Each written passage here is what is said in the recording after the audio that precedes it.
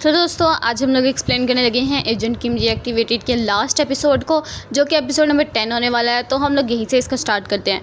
तो last episode की starting में हमें दिखाया जाता है कि ये सब ना पकड़े जाते हैं, रियम और मिस्टर किम। तो वो कहने लगता है कि मैं यहाँ पे बॉम्ब छोड़ दूंगा, नहीं तो हमें छोड़ दो यहाँ से। पता लगता है कि सांगी इनकी मदद करने के लिए आ गई होती है और यहाँ पे ना वो बाहर ढूंढ रहे होते हैं गाड़ी को जिससे ये लोग भाग सकें, लेकिन इनको नहीं मिलती। लेकिन कार्ट मिल जाती है और लेकिन ना वो लोग काफ़ी ज़्यादा शूट करने की कोशिश कर रहे हैं और सांगे भी किसी से कम नहीं होती, वो भी काफ़ी ज़्यादा शूट करती है। और यहाँ पे लोग भाग नहीं पा रहे होते, तो जो रियम होता है ना वो उस बॉम्ब को फेंक देता है, जिस वजह से ये लोग उसका पीछे नहीं कर पाते हैं और वो लोग वहाँ से भाग जाते हैं। और मिस्टर लिम भी सामने होता है आगे, और यहाँ पे ना वो उसको लेके जा ही रहे होते हैं सबको। और यहाँ पे पता लगता है कि ना जो हम लोगों ने लास्ट एपिसोड में देखा था कि उन दोनों के बच्चों को ले लिया था, तो इसलिए हंसू इसको कॉल करता है, कहने लगता है कि यार हमारी मजबूरी है, आ जाओ वापस, क्योंकि हमारे बच्चों को उसने किडनैप कर लिया है। जिस वजह से ये चला जाता है वहाँ से उसको बचाने के लिए अरीना में। और यहाँ पे हमें दिखाया जाता है कि वो किस तरह हंसू के बेटे को लेके आया था और यहाँ पे इन्होंने किस तरह ही मतलब कि गोंगशन की भी बेटी को इन्होंने किडनैप किया था और इस अरीना में लेके आ गए थे। और नाम ने उसकी वीडियोस वगैरह बनाई थी कि हम लोगों ने इसको किडनैप कर लिया है। और इसके बाद हमें दिखाया जाता है कि यहाँ पे ना उसी अरीना में मिस्टर किम भी आ गया होता है और यहाँ पे एक गोंगशन भी होता है। और यहाँ पे ना वो उसके अंदर उसको भेज देते हैं, यानी कि वो एक जाली वाला दरवाज़ा होता है और उसके अंदर ना हंसू और गोंगशन करते हैं। तो वो कहने लगते हैं कि चलो ठीक है, अब एक दूसरे से लड़ना शुरू करो। तो मैं भी तो देखना चाहता हूँ कि तुम लोग अपने बच्चों को बचाओगे या अपनी दोस्ती को बचाओगे।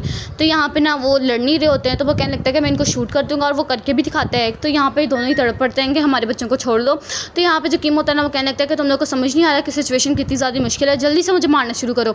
और यहाँ पे लोग बहुत बुरी तरीके से लड़ना शुरू कर देते हैं। और यहाँ पे जो नाम होता है ना वो कहने लगता है कि नहीं, तुम लोग उस तरीके से उस फाइट को नहीं ले रहे हो, मज़ा नहीं आ रहा मुझे।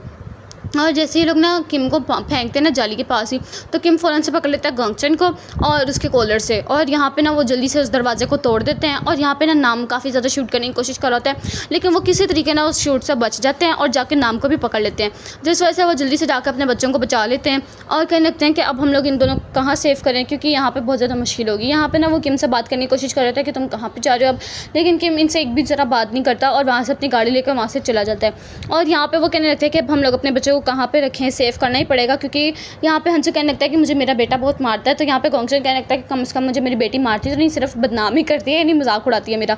और इसके बाद इनको पता लग जाता है कि हाँ मैं अपनी बीवी के पास उसको छोड़ देता हूँ, जॉनसन के पास। यहाँ पे वो कहने लगती है कि मैंने यहाँ पे डे केयर सेंटर खोला हुआ है जो मैं इन दोनों की हिफाजत करूँगी, तुम लोग इनको कहीं और ले जाओ। तो यहाँ पे ये सारी सिचुएशन बताते हैं कि किस तरह इन्होंने किडनैप कर लिया था और हम लोगों ने किस तरह लड़ाई वगैरह की है, जिस वजह से काफ़ी देर बाद वो मान ही जाते हैं कि चलो ठीक है, मैं इन दोनों की हिफाजत करने के लिए तैयार हूँ।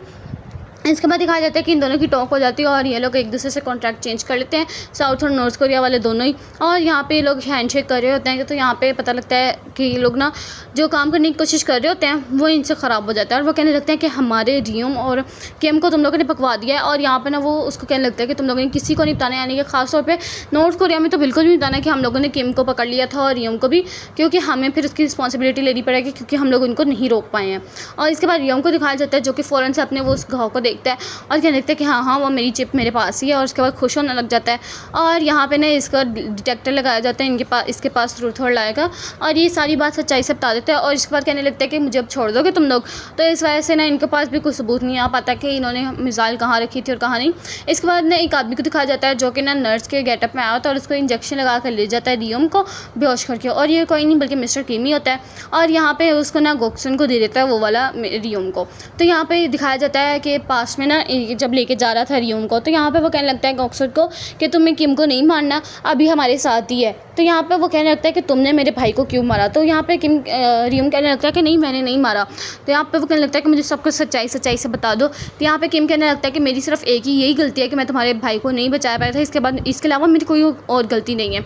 तो वो ना रियम को मारने लगता है। वो कहने लगता है कि मैं तुम्हें इसके पास खुद लेके आऊँगा, इसको तुम्हारे पास, तुम बस मुझे थोड़ा सा टाइम दो, क्योंकि मैं अपनी बेटी को वापस लेना चाहता हूँ इससे।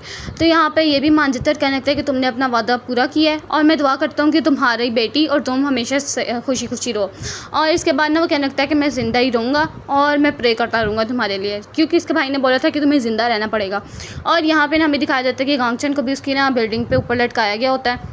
इसके बाद एक ऑफिसर होता है, वो कहने लगता है कि हमें देखना चाहिए कि रियोम को कौन सा आदमी लेके गया है। तो यहाँ पे वो कहने लगता है कि नहीं, हमें अब ज़रूरत नहीं है उसकी, रियोम की, क्योंकि हमारे पास वो मिसाइल आ चुकी है, यानी कि उसकी सारी इन्फॉर्मेशन। तो यहाँ पे वो फ़ौरन से देखने लगता है कि मेरी इन्फॉर्मेशन मेरे से छूट गई है, और बाद में देखता है कि ये तो नॉर्थ कोरिया है, और यहाँ पे सारे गार्ड्स आके ना इसको अरेस्ट कर लेते हैं।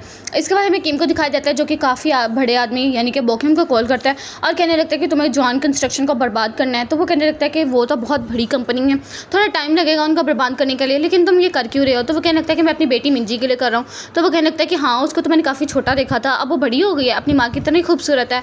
तो यहाँ पे वो कहने लगता है कि हाँ, इसके ऊपर बोकिम कहने लगता है कि थोड़ा इसमें मेरी फ़ीस भी लगेगी, और वो काफ़ी ज़्यादा फ़ीस बोल देता है। तो यहाँ पे किम भी मान जाता है कि चलो ठीक है, मैं तुम्हें वो फ़ीस देने के लिए तैयार हूँ। इसके बाद काफ़ी ज़्यादा प्रोसिक्यूटर को दिखाया जाता है, जो कि जॉन कंस्ट्रक्शन में आगे होते हैं और उनको अरेस्ट कर रहे होते हैं, जिन उसने उनकी मदद की होती है। और यहाँ पे हमें दिखाया जाता है हारी को, जो कि ना अपनी मतलब कि न्यूज़ वगैरह देख चुकी होती है, और सारे इसके जो दोस्त होते हैं वो कहने लगते हैं कि तुमने सच में मिंजी के साथ ऐसा किया, तुम ऐसा कैसे कर सकती हो?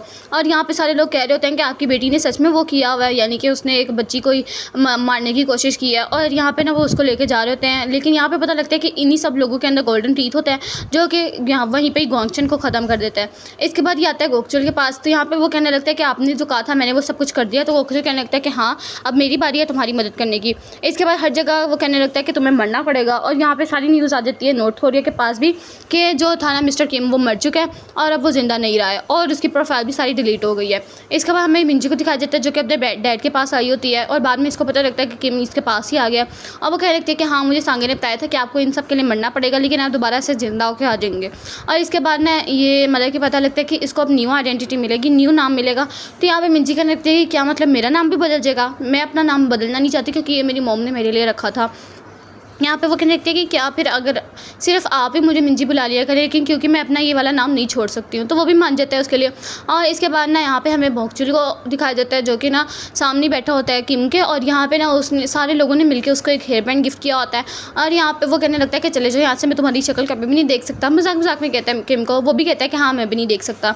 इसके बाद दिखाया जाता है मिस्टर लिम को, जो कि कहने लगता है कि हम लोगों ने कभी भी अपने असली नाम नहीं बताए हैं, तो हम लोग अब बताते हैं। और यहाँ पे मिस्टर लिम अपना नाम बताता है, और यहाँ पे जैसे ही किम बताने लगता है तो एक गाड़ी गुजर जाती है सामने से, जिस वजह से हमें उसका रियल नेम नहीं पता लग पाता अब। और इसके बाद मिंजी कहने लगती है कि चलो मुझे कपड़े खरीद के दो। तो वो कहने लगता है कि इस टाइम मेरे पास कोई भी पैसे नहीं, मैं जॉबलेस हूँ। तो वो कहने लगती है कि चलो ठीक है, मुझसे वादा करो जब आपके पास पैसे होंगे तब आप मुझे काफ़ी ज़्यादा क्लोथ्स खरीद के दोगे। तो ये भी मान जाता है कि चलो ठीक है, मैं तुम्हें लेके दूंगा। इसके बाद ये लोग एक नई जगह पे ना शिफ्टिंग कर रहे होते हैं, और यहाँ पे हमें ना दिखाया जाता है सांगे को, जो कि मिंजी को लेके आ गई होती है एक जगह न्यू स्कूल में एडमिशन करवाने के लिए। और यहाँ पे ना नामों को दिखाया जाता है, जो कि उससे माफ़ी मांगता है कि मैंने वो गलती से मैसेज किया था, मुझे माफ़ कर देना। तो वो कहने लगते हैं कि हाँ, मुझे पता है तुम्हारी क्या सिचुएशन रही होगी। और यहाँ पे वो कहने लगते हैं कि क्या मैं तुम्हें दोबारा मैसेज कर सकता हूँ? तो वो कहने लगते हैं कि नहीं, मेरा सच में यहाँ से ट्रांसफ़र होने लगा है, बस मैं फिर यहाँ से जाने ही लगी हूँ, इसके बाद तुम मुझे कभी भी नहीं देखोगे। लेकिन वो अपना नाम का बैच दे देते हैं और कहने लगते हैं कि तुम मुझे हमेशा याद रखोगे। तो वो भी हामी भर देता है। और इसके बाद दिखाया जाता है कि लोग एक नई जगह शिफ्ट होने के लिए आगे होते हैं। इसकी मदद करने के लिए गोकचुल और नामसुन आया होता है, और नामसुन ना इस दफ़ा न्यू क्लोथ्स में आया होता है, क्योंकि हमेशा एक टेक्वांडो की ड्रेस पहन के रखता है। तो सारे हैरान हो जाते हैं। यहाँ पे गोकचुन कहने लगता है कि जल्दी से इन बॉक्सेस को पकड़ो, अंदर लेके जाओ। तो यहाँ पे नामसुन कहने लगता है कि नहीं, मेरी तो इतनी महंगी ड्रेस ख़राब हो जाएगी, मैं तो नहीं लेके जाऊँगा। इसके बाद ये लोग कहते हैं कि चलो ठीक है, हम लोग खाना खाने चलते हैं। और यहाँ पे लोग मिंजी का फेवरेट खाना खाते हैं सारे मिलके। और इसके बाद मिंजी ना स्कूल के लिए भाग रही होती है, और यहाँ पे किम ने खाना रख दिया होता है। कहने लगता है कि पहले ये खा के जाओ, लेकिन वो मना कर देते हैं, कहते हैं कि मैं आके खाऊंगी। इसके बाद सांगे उसको रोक लेती है और उसको कहने लगती है कि अब तुम लोग क्या कर रहे हो और किम कैसा है? तो वो कहने लगती है कि आप मेरा पीछा करने की कोशिश कर रही हैं। तो वो कहने लगती है कि नहीं, बस वैसे ही मैं तुमसे पूछ रही थी।